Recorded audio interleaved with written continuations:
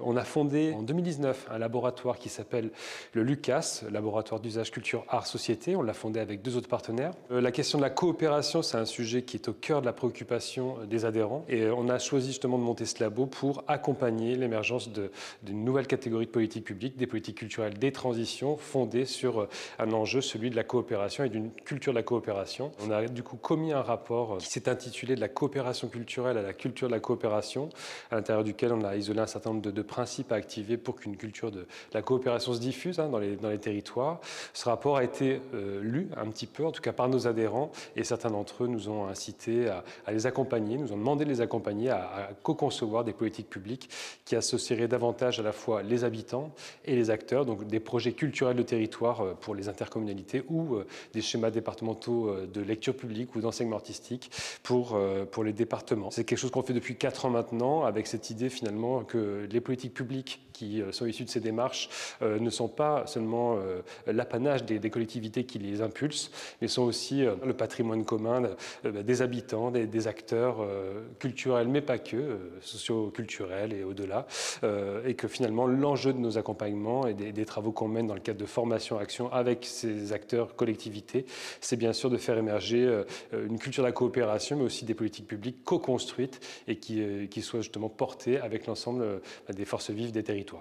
Organiser une conversation comme on l'a fait sur les labels et les réseaux du patrimoine, ça me semble important dans le cadre de ces rencontres de la CCR, parce que le CCR c'est un label, c'est un réseau également, mais il y en a plein d'autres qui existent autour du patrimoine, on ne les connaît pas forcément toujours bien. On travaille avec une multiplicité de collectivités territoriales qui gèrent des sites lourds, donc on est sur des projets qui sont parfois des petits projets culturels ou des petits projets artistiques, mais qui s'inscrivent dans un patrimoine qui est très large.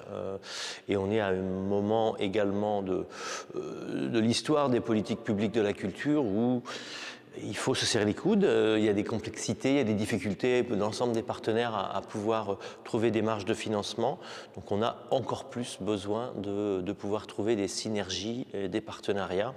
Et c'est une façon de mieux connaître les autres labels, les autres réseaux. C'est aussi une façon d'engager d'autres conversations.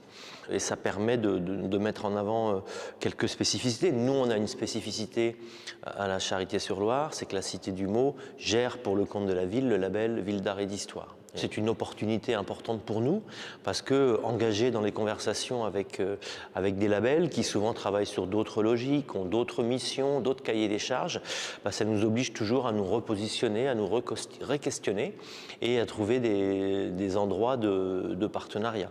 Ça nous oblige à pousser les murs du prieuré et aller à la rencontre des autres partenaires. Donc ça va complètement dans le sens de tout ce dont on parle pendant ces 2 jours de rencontre, c'est-à-dire la pluralité des récits, les communautés patrimoniales. Donc dans le cas particulier du label Ville d'art et d'histoire, je trouve qu'il y a vraiment une dynamique. On a vu qu'il y a une pluralité de labels et d'appellations, que généralement ce ne sont pas pour des raisons financières qu'on s'engage forcément dans des coopérations, mais que ça permet d'envisager les choses autrement et d'avoir une autre vision un peu plus large, un peu plus inclusive du patrimoine.